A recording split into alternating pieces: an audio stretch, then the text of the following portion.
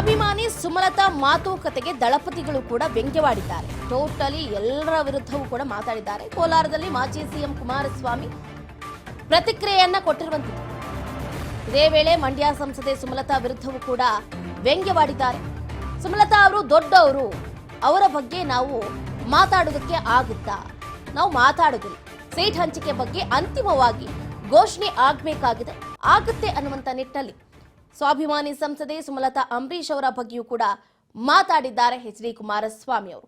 ಒಂದು ಕಡೆ ಉಪಮುಖ್ಯಮಂತ್ರಿಗಳಾದಂತಹ ಡಿಸಿಎಂ ಡಿಕೆ ಶಿವಕುಮಾರ್, ಸಂಸದರಾದಂತಹ ಡಿಕೆ ಸುರೇಶ್ ಸೇರಿದಂತೆ ರಾಜ್ಯ ಸರ್ಕಾರದ ವಿರುದ್ಧ ವ್ಯಂಗ್ಯ ಆಡೋದು ಅಲ್ಲದೆ ಇತ್ತ ಸಂಸದೆ ಸುಮಲತಾ ಅಂಬರೀಶ್ ಅವರ ವಿರುದ್ಧವಾಗಿಯೂ ಕೂಡ ವ್ಯಂಗ್ಯವಾಡಿದ್ದಾರೆ ಎಚ್ ಡಿ ಕುಮಾರಸ್ವಾಮಿ ಅವರು.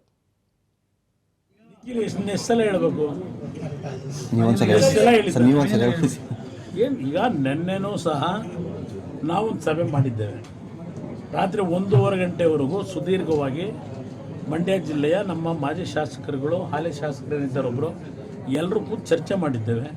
ಹಲವಾರು ವಿಷಯಗಳು ಚರ್ಚೆ ಮಾಡಿ ಚುನಾವಣೆಯಲ್ಲಿ ಗೆಲ್ತಕ್ಕಂಥ ಸೃಷ್ಟಿಯಿಂದ ಏನಾಗಬೇಕು ಅಂತಕ್ಕಂಥದ್ದು ಅವರೆಲ್ಲರ ಭಾವನೆಗಳನ್ನು ವ್ಯಕ್ತಪಡಿಸಿದ್ದಾರೆ.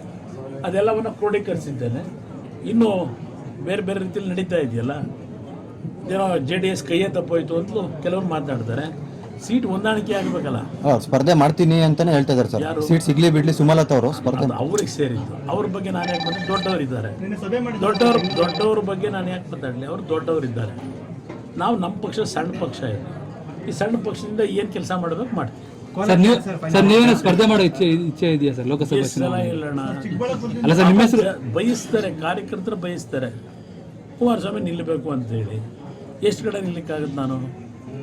ಅದರಿಂದ ನೋಡೋಣ. ಸಂವಿಧಾನ ಪಕ್ಷಕ್ಕೆ ಇವತ್ತು ನಮಗೆ 28 ಸ್ಥಾನ ಗೆಲ್ಲಬೇಕು, ಅದು ನನ್ನ ಗುರಿ ಇರ್ತಕ್ಕಂಥದ್ದು. ಆ 28 ಸ್ಥಾನ ಗೆಲ್ತಕ್ಕಂಥವ್ರ ಕಡೆ ನನ್ನ ಗಮನ ಇದೆ ಹೊರತು ನಾನು ವೈಯಕ್ತಿಕವಾದಂಥ ಸ್ಥಾನಮಾನಗಳ ಬಗ್ಗೆ ನಾನು ಚಿಂತೆ ಮಾಡಿದ್ದೆ.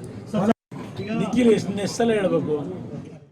ಎಸ್, ಗಮನಿಸ್ತಾ ಇದ್ದೀರಾ, ಸಂಸದೆ ಸುಮಲತಾ ಅಂಬರೀಶ್ ಅವರ ಬಗ್ಗೆಯೂ ಕೂಡ ಮಾತಾಡಿದ್ದಾರೆ. ಸುಮಲತಾ ಅಂಬರೀಶ್ ಅವರ ಬಗ್ಗೆ ಮಾತಾಡುವಷ್ಟು ನಾವು ದೊಡ್ಡವರಲ್ಲ, ಅವರು ಮಾತಾಡಿ ಅನ್ನುವಂಥ ನಿಟ್ಟಲ್ಲಿ ಮಾತಾಡಿದ್ದಾರೆ. ಒಟ್ಟಾರೆಯಾಗಿ ಮಂಡ್ಯ ಲೋಕಸಭೆ ಚುನಾವಣೆ ಒಂದು ರೀತಿಯಾಗಿ ಕ್ಷಣ ಕ್ಷಣಕ್ಕೂ ಕಾವೇರ್ತಾ ಇದೆ ಅಂತಲೇ ಹೇಳ್ಬೋದು. ಇತ್ತ ಪಟ್ಟು ಬಿಡದೆ ಹಠವಾದಿಯಾಗಿ ಸಂಸದೆ ಸುಮಲತಾ ಅಂಬರೀಶ್ ಅವರು ಮಂಡ್ಯಕ್ಕಾಗಿ ಒಂದು ರೀತಿಯಾದಂತಹ ಹೋರಾಟವನ್ನು ನಡೆಸ್ತಾ ಇದ್ದಾರೆ. ಇದೇ ಸಂದರ್ಭದಲ್ಲಿ JDSನ ದಳಪತಿಗಳಾದಂತಹ ಎಚ್ ಡಿ ಕುಮಾರಸ್ವಾಮಿ ಅವರು ಬಹಳ ಕೂಲ್ ಅಂಡ್ ಕಾಮ್ ಆಗಿದ್ದಾರೆ. ಮಂಡ್ಯ ಲೋಕಸಭಾ ಕ್ಷೇತ್ರ ಯಾವತ್ತಿದ್ರೂ ನಮ್ಮದೇ ಅನ್ನುವಂತಹ ಒಂದು ಪಾಸಿಟಿವ್ ಥಾಟ್ಸ್ಗಳನ್ನು, ಪಾಸಿಟಿವ್ ಮಾತುಗಳನ್ನು ಆಡ್ತಾ ಇದ್ದಾರೆ. ಒಟ್ಟಾರೆಯಾಗಿ ಎಲ್ಲೋ ಒಂದು ಕಡೆ ಅನ್ನಿಸ್ತಾ ಇದೆ ಈಗಾಗಲೇ ಮೈತ್ರಿ ಸರ್ಕಾರದಲ್ಲಿ ಒಡಕು ಮೂಡುತ್ತಾ. ಯಾಕಂತಂದ್ರೆ ಸುಮಲತಾ ಅಂಬರೀಶ್ ಅವರು ಈಗಾಗಲೇ ಬಿಜೆಪಿಯನ್ನ ನಂಬಿಕೊಂಡಿದ್ರು. ಮಂಡ್ಯ ಲೋಕಸಭಾ ಕ್ಷೇತ್ರ ನಮಗೆ ಅಂದ್ರೆ ಬಿಜೆಪಿನೇ ಉಳಿಸ್ಕೊಳ್ಳುತ್ತೆ, ಆ ಮಂಡ್ಯದಿಂದ ನಾನು ಸ್ಪರ್ಧೆಯನ್ನ ಮಾಡ್ಬೋದು ಅಂತ ಅಂದ್ಕೊಂಡಿದ್ರು. ಆದ್ರೆ ಯಾಕೋ ಏನೋ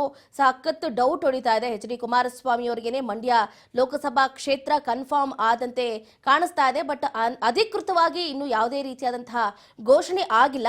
ಇತ್ತ ಎಚ್ ಡಿ ಕುಮಾರಸ್ವಾಮಿ ಅವರು ಏನೇ ಹೇಳಿದ್ರು, ಸಂಸದೆ ಸುಮಲತಾ ಅಂಬರೀಶ್ ಅವರು ಏನು ಹೇಳಿದ್ರು, ಬಟ್ ಹೈಕಮಾಂಡ್ ಲಾಸ್ಟ್ ಸ್ಟೇಜ್ ಅಲ್ಲಿ ಏನು ಉತ್ತರವನ್ನ ಕೊಡುತ್ತೆ, ಯಾರಿಗೆ ಮಂಡ್ಯ ಲೋಕಸಭಾ ಕ್ಷೇತ್ರದಿಂದ ಸ್ಪರ್ಧೆ ಮಾಡೋದಕ್ಕೆ ಅನುವನ್ನ ಮಾಡಿಕೊಡುತ್ತೆ ಅನ್ನೋದನ್ನ ಕಾದಷ್ಟೇ ನೋಡಬೇಕಾಗುತ್ತೆ. ಒಟ್ಟಾರೆಯಾಗಿ ರಾಜ್ಯ ರಾಜಕಾರಣದಲ್ಲಿ ಬಹಳ ದೊಡ್ಡ ಮಟ್ಟದಲ್ಲಿ ಸಂಚಲನ ಮೂಡಿಸ್ತಾ ಇರುವಂತಹ ಲೋಕಸಭಾ ಕ್ಷೇತ್ರ ಅಂತಂದ್ರೆ ಅದು ಮಂಡ್ಯ ಲೋಕಸಭಾ ಕ್ಷೇತ್ರ.